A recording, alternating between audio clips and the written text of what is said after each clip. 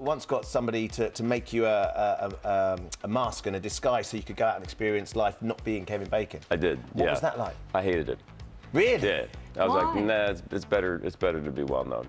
I mean, because, you know, listen, everybody complains about it, you know, and says, oh, my life is so hard. People want autographs or selfies or, you know, whatever. And truth is, it's 99% great because people, you know, give you free things and you know, sneakers and stuff like that. And we have no idea what that's like. I know, right? Yeah.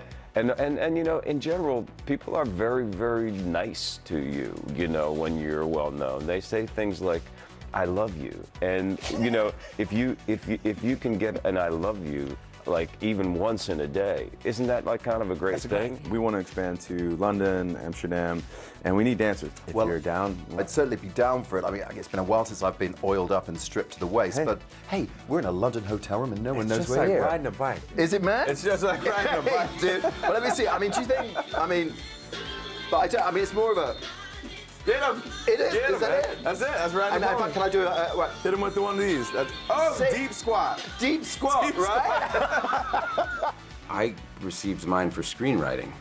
So I never thought that they would include that in my name because it's like, if I didn't write the movie, why are they, you know?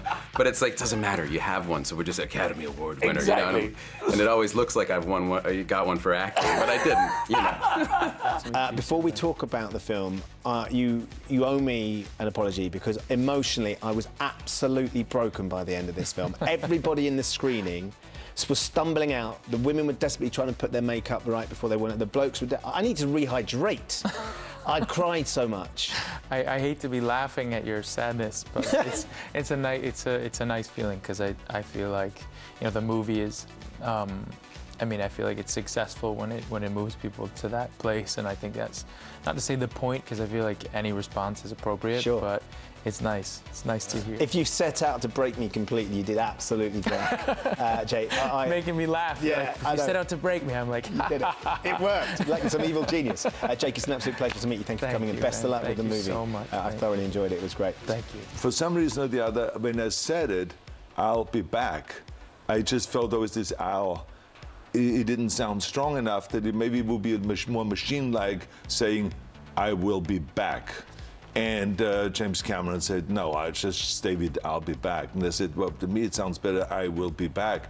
And he says, "Well, what does the script say?" You know? And then I said, "It says 'I'll be back.'" And he says, "Then say it. That's what I wrote. Don't change my script. You know, I don't change your acting." So it was one of those things. So anyway, we ended up with 'I'll be back,' and he promised me he shoots it 10 different ways. And then he picked one. And I mean, I had no idea when I said it that this line will become the most quoted and repeated line in movie history. I had not the foggiest idea. When I came out of, when they screened the movie for the first time, and the movie came out, Terminator 1, and people came up to me and said, you know, say "I'll be back," and I would say "I'll be back," and they said, "No, the way you said it in the movie, I loved it." And I said, "Okay, I'll be back," you know. And they said, "Yeah, that's it." So that's when I realized that we have created something. And he cemented that national treasure status by threatening to kill me live on air on America's Got Talent. David Hasselhoff, my great buddy. How are you, mate? Good morning. I'm doing everything in slow motion these days. Oh, it's great to see. David, everything. This is slightly alarming. You're promoting a movie with quite a disturbing title.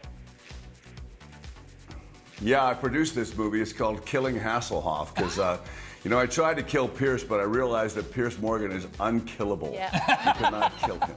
I mean, we all mobbed you. Everyone from the green room has mobbed you with excitement because Breaking Bad is such an obsessional show. And is that your life now? Of people going like that when they see you? No, some people come up to me and say, "I've seen your work and you've done loads and loads of but now you've done Breaking Bad and other things, you know, and those people you just have to dismiss." But I get a lot of that as well. I'm only here because you almost brought my relationship to a close. Yes, there is someone in my life. May come as a shock to all of you. I don't just live alone. But because totally obsessed, the other half was. Yeah. In the end, I had to just come down and just go along for the ride, you know? Yeah. With Breaking Bad. It's one of those odd bonding experiences. I've had many fathers and sons, or mother and daughter, or whatever, tell me that I was able to watch this with my kids. And I thought, how old are your kids? Yeah. So this is the Han Solo story. So this is another one of the standalone films. Your character, Woody, are you on the good side or the dark side? Very good side, mentor to Han and a criminal in my own right. Yeah. And what's that like then? I imagine you know the films, but being part of that franchise and being part of that world was it something that you were quite excited to be a part of? Yeah, I'm very psyched to be a part of it. You can't really tell us much about it though, can you? I can't say a word.